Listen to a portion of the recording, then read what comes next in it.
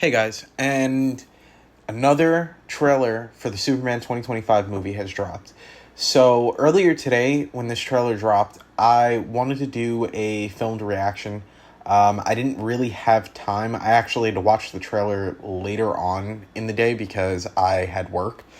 So I'm really looking forward to talking about this trailer. There's so much that I really want to dive into, so much speculation, so many things that I am probably going to theorize and talk about. But I think I'm going to try to also play the trailer at the end of the video. I don't know how that's going to work out. I don't want to get a copyright strike. But I think I might try it and take one for the team and see how it works out. Hopefully they don't wind up taking this video down because of it.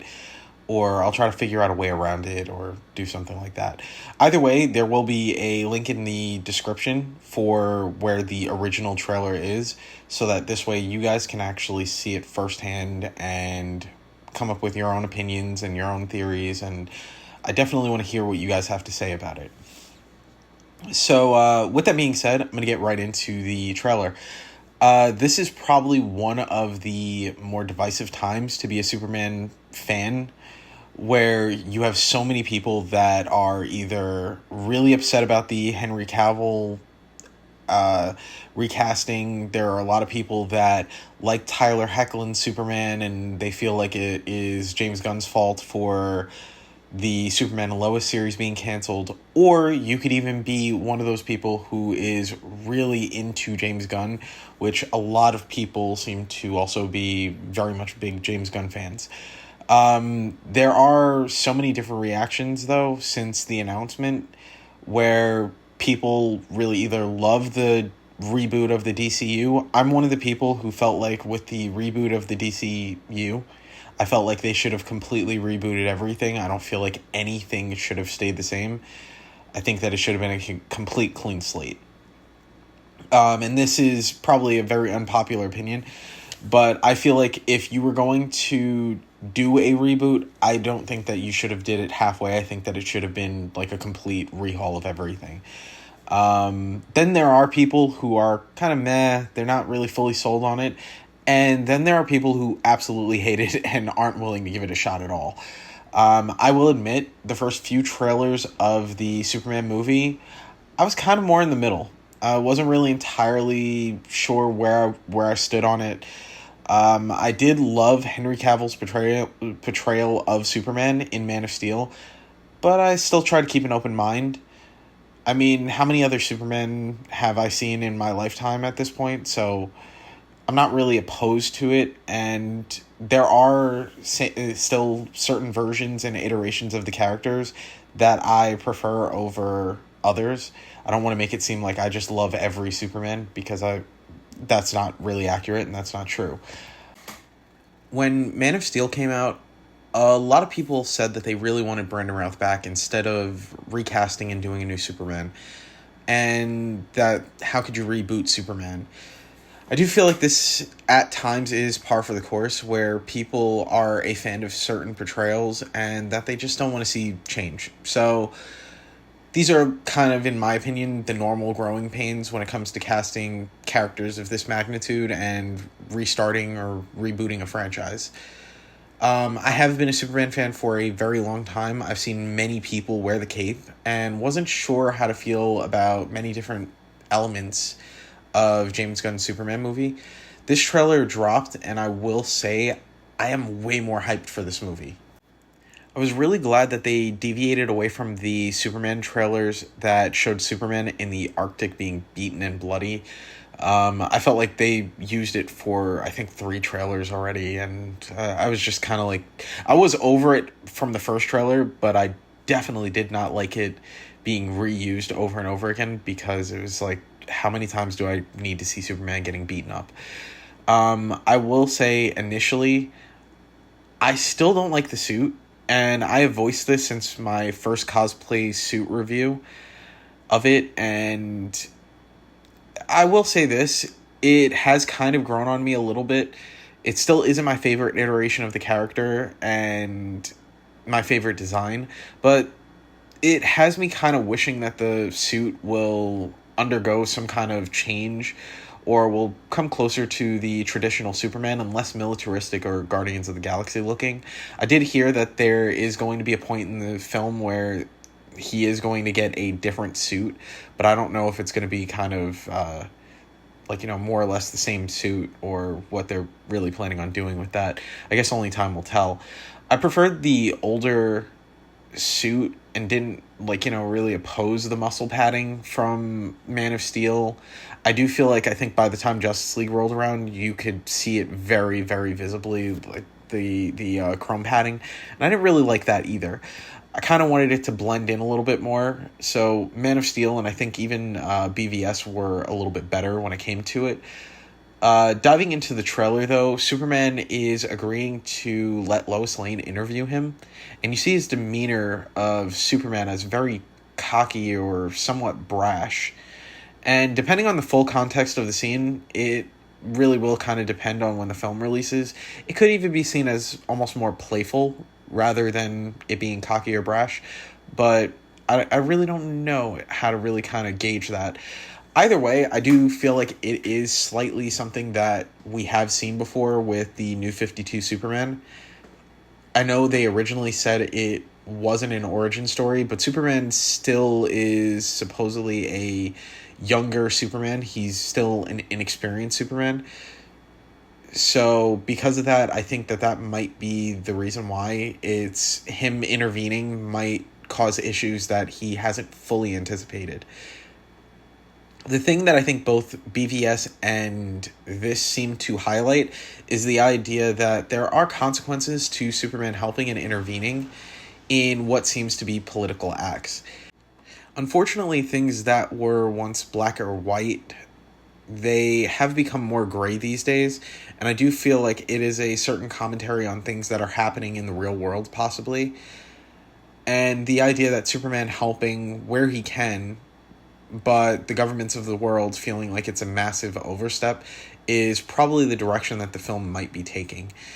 I'm definitely interested in seeing this to some extent. I don't want it to be like the whole movie where it's like that. I do feel like that's kind of where BVS might have went off the rails for a lot of people.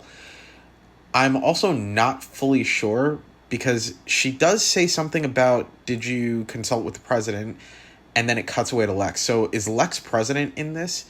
I know that it happened in the comics, and I know that the way that they kind of cut away, it might be implied. Just wondering if they might be taking some kind of inspiration from Superman, Batman, Public Enemies, where it's just focused, though, on Superman instead of it being focused on Superman and Batman.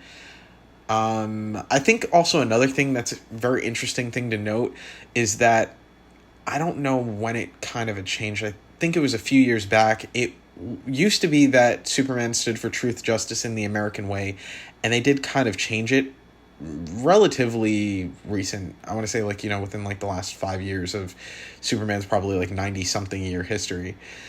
But it changed from that to truth, justice, and a better tomorrow. I think that this was really amazing to see this because it's showing the fact that Superman is not acting as a political ambassador for the U.S. He's acting on behalf of the world when you really think about it. And I think that that's the reason why they're kind of saying that instead of the American way, it's the better tomorrow. It always amazes me seeing Superman saving people within the trailer. I'm really hyped to see that. I do feel like something that past iterations of Superman could have showcased more of it in a better light was that. And I do feel like this was really, really cool to see. You have a scene where Superman is saving this girl. You have another scene where there is I think it's that giant kaiju monster thing that's there that he basically swoops in and saves someone. And the idea too that you see Superman knocked down, and then there are people gathered around and they're trying to help him up. It really reminded me of Spider-Man from 2002, or even Spider-Man 2, where they had like that train scene. So I'm really hyped to see that there are a lot of people that are still in support of Superman, because in the earlier trailers we did see a lot of Superman getting a can thrown at his head, and people kind of like protesting against him. I'm loving seeing the old school John Williams theme score being retrofitted into the trailer again. I was slightly concerned, and I still kind of am a little bit, that they might be trying a little too hard to capitalize off of the nostalgia instead of really coming up with their own signature theme. But I'm not really against it. I do feel like it still works, and at times it even gives you chills.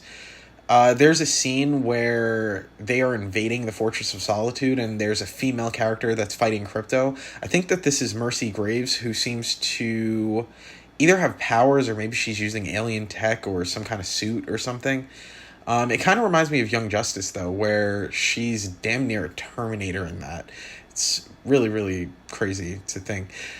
There was a quote where Jonathan Kent is talking to Clark, and despite all of the action and romance, there is a little bit of hope for me that this movie will still have a lot of heart and soul, despite all of the action and everything else that's going on. And I do like that both of the characters are alive. Jonathan and Martha seem like they're both alive in this. And that's something that you don't really see a lot in films. Usually they kill one or both of them off. And this feels like you will kind of get to see Clark, not just the bumbling nerd or Superman who, the major superhero, but kind of Clark the person, which I'm kind of a sucker for those things. And it feels very reminiscent of Smallville, which still is my top Superman and Lex portrayal probably ever. I love the way this version of Lex looks. He seems very obsessed and driven, not hokey. And in a lot of ways, I think that that's something that really worked against certain other portrayals of Lex. I do like the idea that this kind of feels almost like the animated series Superman and Lex. On a side note, I am wondering if the direction that Lois is taking with the whole interviewing him, if it's going to kind of lead to more of that anti-Superman sentiment that you see with the protests. Like, immediately when they showed this scene where he's hurt and he's laying in bed, and you have Jonathan, Martha, and Lois standing around him trying to essentially nurse him back to health, I do feel like because of the way that they kind of panned on Lois, you might be seeing that character progression where Lois sees that her words hold more weight. And this isn't really confirmed or anything. I don't want it to come off like I know or have some kind of inside scoop or anything. These are really just speculations and more fan theory at this point. But I feel like something a little bit more concerned that I am when I see these Superman trailers is you see Green Lantern, then you see Hawkgirl, then you see Crypto, and you see Mr. Terrific and Metamorpho or Shift. I'm not sure what he's really being called right now. You see all of these characters, and I'm kind of wondering if Superman's getting lost in the shuffle a little bit. I really hope not, because I don't want to sound pessimistic, but I don't want it to suffer from that Spider-Man 3 syndrome, where you have too many characters and there's too many chefs in the kitchen. I am holding out hope, too, that we kind of see a change with Hawkgirl and Guy Gardner's costumes to a more traditional-looking costume, rather than the matching uniforms that we keep seeing. Maybe they're saving it for the movie. I know that sometimes they want to save certain things so that this way the audience actually goes and see the movie and they're kind of more excited. Which brings me to a major point. Now, as a guy who actively seeks out spoilers, and you're talking to someone who, back in the day, there was, when Smallville was on the air, there was a site called Krypton Site. I don't even know if it still exists, but Krypton Site used to be a major spoiler and rumor website where anything that was spoiler related, you would go there and they would kind of like, tell you what was going to happen. And if it was a rumor, they would have it on the Rumorville section. And that used to be like a page that I would go to frequently. So spoilers were never really a big deal to me. I mean, I always kind of felt like when it comes to spoilers and stuff, bring it on. I know a lot of other people aren't like that, but I always really like the idea of it. I mean, I'm not a person that likes surprises. I'll put it to you that way. But with Krypton site, when I used to go there, I used to sit there and watch a lot of that stuff, and I always felt like Smallville was a prime example of how it's going to end. It's not about how it ends, it's really more so about the journey and the directions that a lot of these storylines take. So for me, I guess spoilers never really mattered. But I will say the idea that the trailer still hasn't given away too much is absolutely incredible, which is something that I do feel like, I know I keep comparing a lot of things to BVS. It's probably because of the time frame in which BVS was released, and everybody kind of is still at this point comparing Henry Cavill Superman with that Superman. But one of the major things that BVS does, and I think a lot of other films have made the mistake of, is showing too much in the trailer and giving away so much. I do feel like this is really exciting, but I feel like there is a certain degree of, there's still a lot of this movie that you haven't seen, and there's still a lot of things that are yet to be seen. So I can't wait to see the film. I do plan on going to see the movie day one when it releases. And what I'm probably going to try to do is, I'm also probably going to try to wear the Superman costume to the theater, because you got to represent. So I can't wait. I am actually excited. I will say this is the first time since the first trailer that I am excited, because I have not been excited for this movie. I will admit that I was kind of more on the fence with it. I do feel like this trailer is the trailer that kind of made me more excited for it. And I really am curious what you guys think. Did you guys like the trailer for the film? Are you looking forward to the film? What do you expect to see in this Superman? With that being said, though, I'm going to bring this video to an end. Like, comment, subscribe, and hit that bell so that you never miss out on the content that I'm uploading. And I'll see you guys in the next video.